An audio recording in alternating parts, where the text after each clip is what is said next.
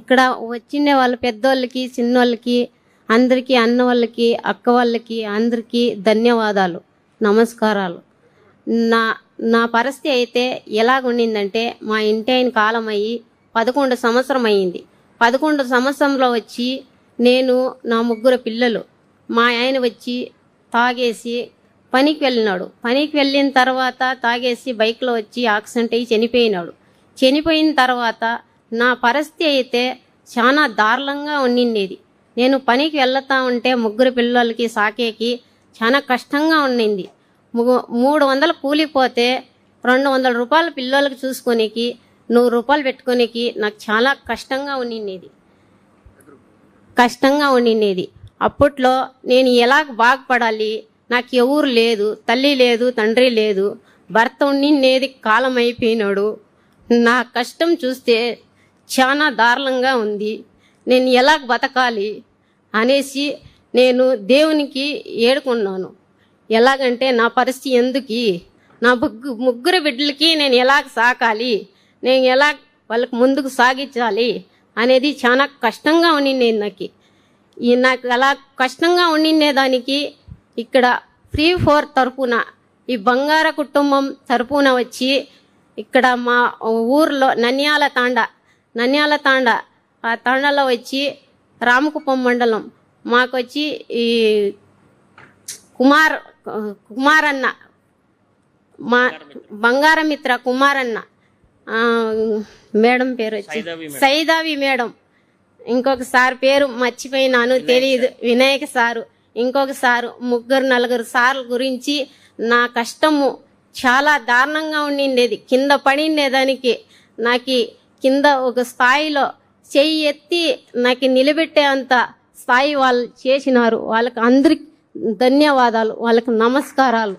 నేను చేసిండే కర్మకి, పాపంకి, పుణ్యంకి చంద్రబాబు అన్నకి మా ఇంటైన పరిస్థితి ఇలాగ అయిపోయినాడు అనేసి నేను బాగా ఒక ఆవు ఇచ్చిండే దాంట్లో నాకు వచ్చి ఒక దినానికి 8 లీటర్ పాలు పిండుతూ ఉంటుంది. 8 లీటర్ పాలు పిండితే నాకు 15 రోజులకి ఎంత వస్తూ ఉండే, 15 రోజులకు వచ్చి 11,000 రూపాయలు నాకు అమౌంట్ వస్తూ ఉండింది.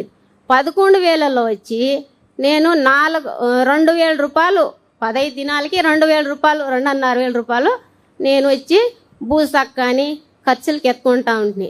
మిగతా డబ్బులు నేను అలాగే పెట్టుకుంటా ఉంటుంది.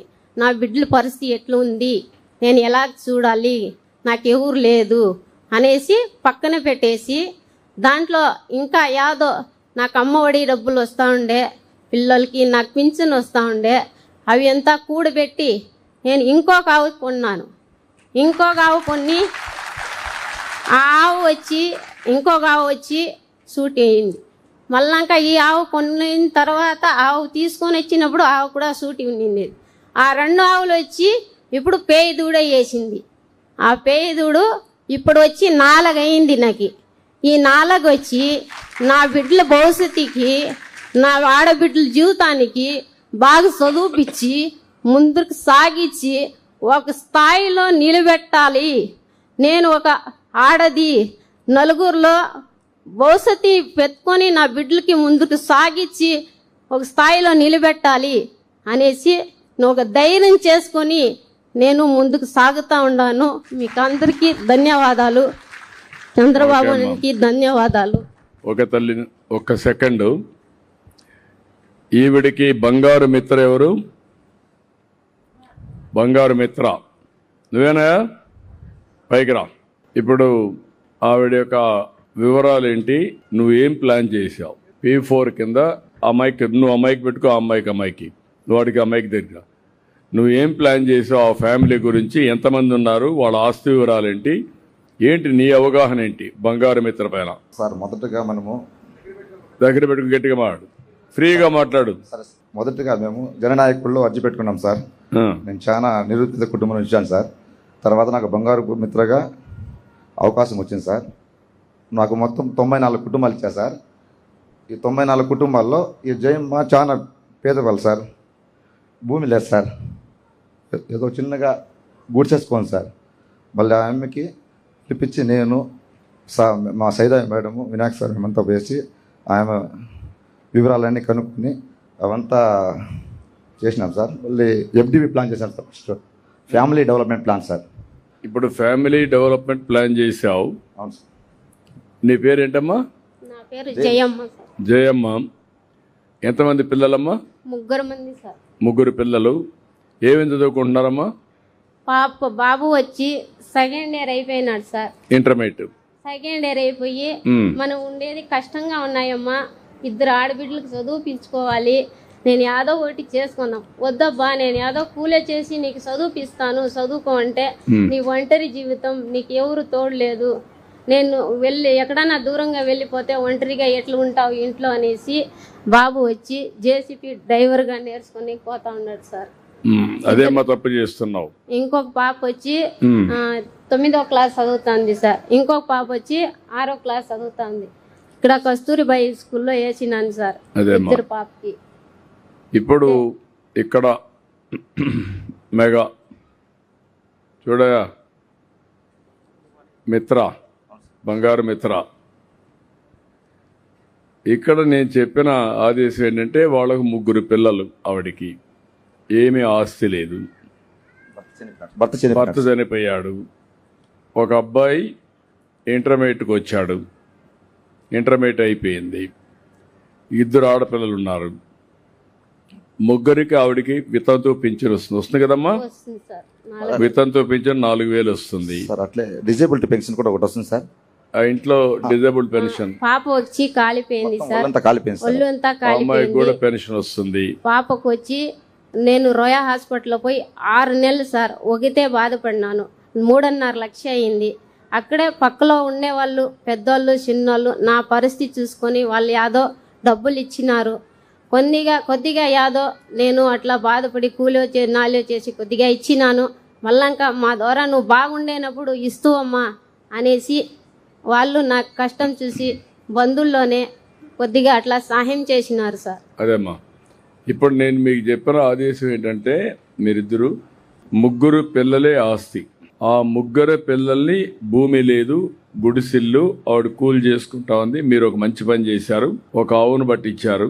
ఆవిడ ఒక ఆవును పట్టుకునింది, 2 ఆవులైనాయి, 3-4 పేదోళ్ళు వచ్చాయి. దానికి ఒక నమ్మకం వచ్చింది ఆవిడికి. ఇప్పుడు పెద్ద బాబుని అతని ఉద్దేశం ఏంటంటే తల్లి ఉంది, నేను ఎక్కడికైనా పోతే ఒంటరిదైపోతుంది కాబట్టి నేను పిల్లల్ని చెల్లెలను చదివిస్తాను, నేను మాత్రం ఇంటి దగ్గర JCB డ్రైవర్గా ఇక్కడే ఉంటాను అని అనుకున్నాడు. అప్పుడు మీ రోల్ ఏంటి? వాడిని JCB డ్రైవర్ చేయడమా, ఇంకా పైకి తీసుకురావడమా?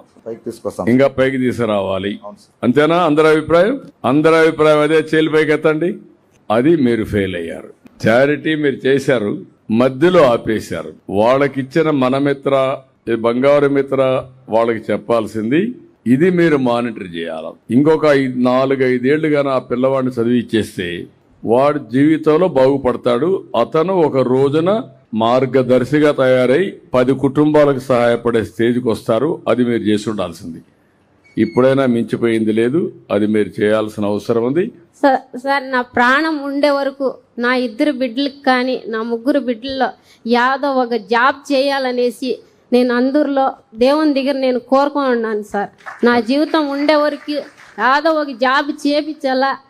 నా మొగుడు ఇలా పోయినారు. నువ్వు డ్రైవర్ ఉద్యోగం కాదు, ఏడమో చాలా ఫ్యాక్టరీలు వస్తున్నాయి, మంచి ఉద్యోగం రావాలి, నువ్వు కూడా సెటిల్ కావాలి. అదే నేను చెప్తున్నా. నువ్వు ఒక చిన్న అడుగు ముందుకేసావు. ఆ అడుగు ఏంటి? నేను ఒక కొత్త కార్యక్రమం తీసుకొచ్చాను, మార్గదర్శి బంగారు కుటుంబం. అందులో మెగాకు చెప్పి మొత్తం రామకుప్పం మొత్తం అడాప్ట్ చేసుకున్నాం. అందులో మిమ్మల్ని పెట్టి, జయమ్మ గారిని పెట్టి ఒక బంగారు మిత్ర అపాయింట్ చేసి మొత్తం చేశారు. ఒక ఆవును పట్టించారు మీకు, 2 ఆవులు, ఇంకొక ఆవును నువ్వు పట్టుకున్నావు ప్రభుత్వం ఇచ్చే సహాయంతో. దాంతో వచ్చే ఆదాయం చదివిస్తున్నావు.